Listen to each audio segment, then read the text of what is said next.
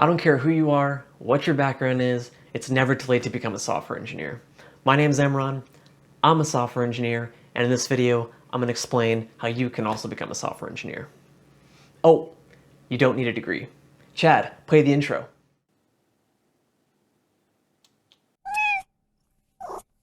So let's jump into it. First step, you gotta pick out a programming language. And you're probably asking something like, bro, I looked it up, 7,000 languages. Which one do I pick? 7,000, what? No, what? So there's no perfect language, there's no one language to rule them all. Languages are like tools, and certain tools are better for certain jobs. I know a language, bro. Mi nombre es Chad. Espanol. What is this? Bro. Hashtag. Wow. So helping you pick a language is a video within itself. So for now, just check out the link in the description. It'll walk you through all the different languages, what they're good for, and that'll help you get going. If you want me to make a video to help you pick a programming language, just, drop me a little comment down there. And I don't know, maybe I'll do it. Cool. You picked a programming language. Step 2, time to learn it. There's no magic here. Just hop on YouTube, find a playlist that'll teach you the language, but make sure that they build projects along the way to help reinforce your learning. A lot of the times you'll find tutorials where people will walk you through every little detail of the language, and it's pointless. You don't need to know everything, just the fundamentals, and by building projects, you'll reinforce that knowledge. One more thing to look out for, make sure they're teaching you what's called object-oriented programming, or OOP. It's just a style of programming. It's the most used in the industry, so just look through their playlist, make sure they mention that. You can sign up for courses on those paid sites too if you want. Just like I said, make sure they're building projects along the way, and bonus points if the instructor has industry experience. A super common trap I see people fall into all the time, I call it tutorial land. It's when people keep watching tutorials one after another for months, and they don't actually build anything on their own. So just understand the fundamentals of the language. You don't have to learn everything. There's too much to know. I've been coding for like 5 years, and the languages I know, I don't know all the features. I don't care. I don't got time. Another tip to fast track your learning process is to reinvent the wheel. Please find a website, a tool, some app that already exists, and just build small pieces of it. It doesn't have to be the entire app, but by building these small pieces, you're going to reinforce your learning. By the way, if it wasn't obvious already, you have to struggle. You need to struggle. If you're not struggling during this whole process, you're doing something wrong. Please struggle. Hey, life's a struggle too, bro. Chad, you're the best. All right, so you get through all the tutorials, you build a bunch of little projects. How do you know when to move on? One thing you can do is head over to GitHub. GitHub's just a website where you can manage your code, share your code, and find a bunch of projects that were written in the language you just learned. Go through the code, and if you can understand maybe like 80 or so % of it, I say you're ready to move on. If not, it's fine. Don't worry. Just go back, keep building small projects, go through the tutorials again if you need to, and just get more comfortable with the language. After a while, I promise it'll click. Like, click. All right, so you learned the language, you feel pretty comfortable with it. Now it's time to stand out from the crowd. One easy way to stand out is by learning a tool called Git. Git is just a tool that allows software engineers to collaborate on projects together. It's very common. I highly recommend you learn it. So you're saying I gotta get good? Hey Chad, you should get out. Nice, bro. No, seriously, I want you to leave. All right, say bye to Chad, guys. Bye, Chad.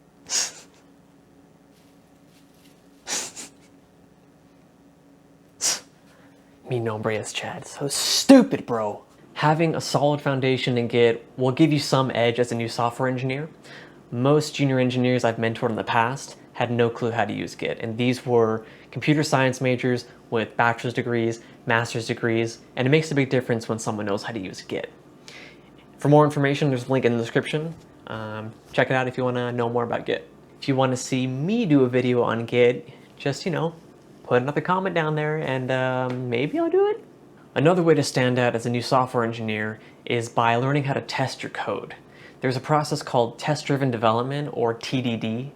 It's an industry standard practice, and all it means is you write your software test first, and then you write your code to make that test pass. Sounds confusing, don't worry about it. I'll have a link in the description if you want to know more. Another way to stand out as a new software engineer is to have a portfolio publicly available on GitHub or any similar service. Here's the thing. These projects have to be production quality, they have to be well documented. Don't put any hello world stuff in there or copy and paste code. These have to be legit. If you already know which companies you want to work for, start making projects that would interest them. Literally no one does this, and that would be a great way to help you stand out. For example, a few years ago, I was interested in a certain company, and what I did is I wrote some software that would open up a web browser and run a bunch of tests against their website, and at the end, it would say whether the tests passed or failed. And then I hopped on LinkedIn, found their recruiter, sent them a message with a link to the project, and a week later, their hiring manager called me for an interview. I didn't even have to apply. Yet another way you can stand out as a new software engineer, by the way, I'm gonna keep pumping these out like beep, beep, beep, beep, beep, is by contributing to open source projects. So these are projects usually on GitHub that are developed and maintained by the community. So pretty much anybody can go and contribute. It's great.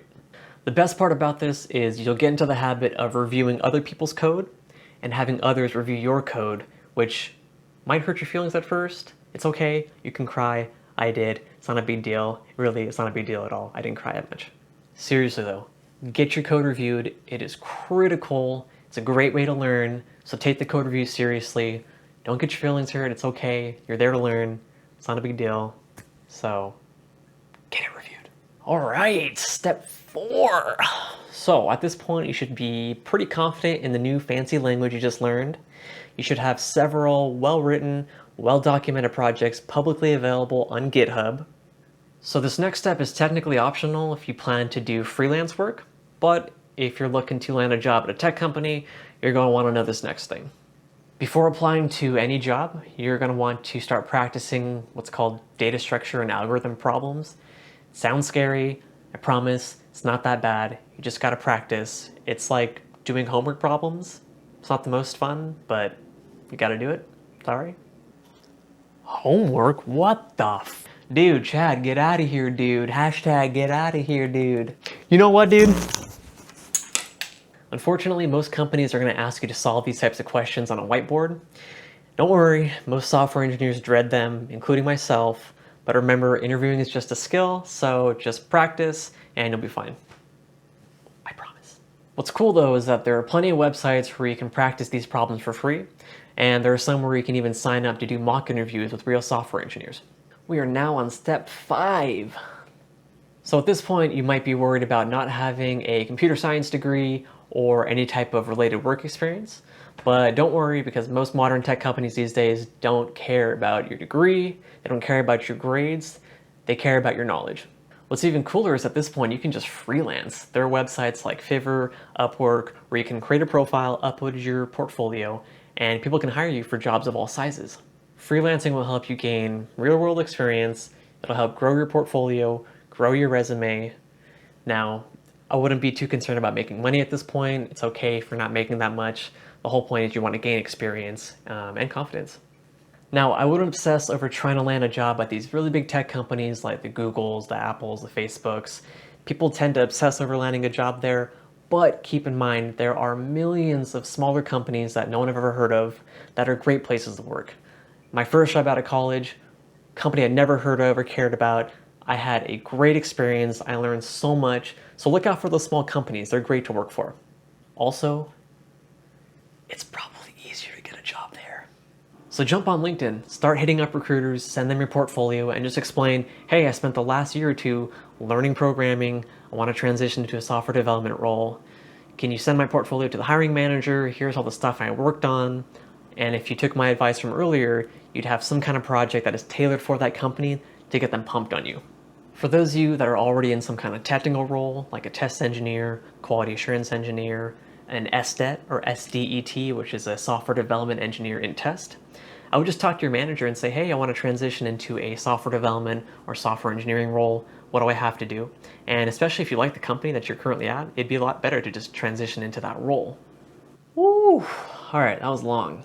I have one more piece of advice, but first, I'm just curious, what's your story? What's your background? Are you trying to get into software development? Are you already in a technical role and trying to transition?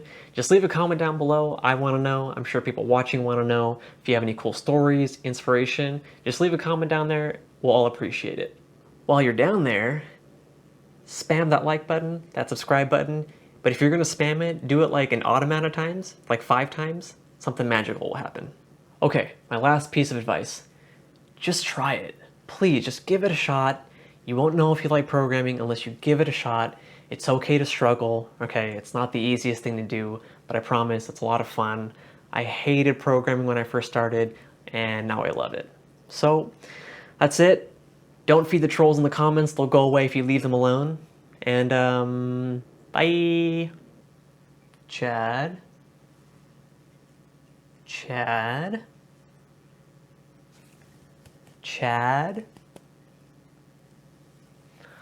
I think he left, for real.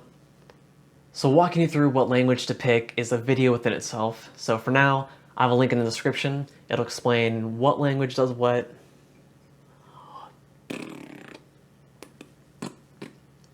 You can also watch videos on paid sites if you want. Just make sure they focus on building projects like I said. And bonus points if they have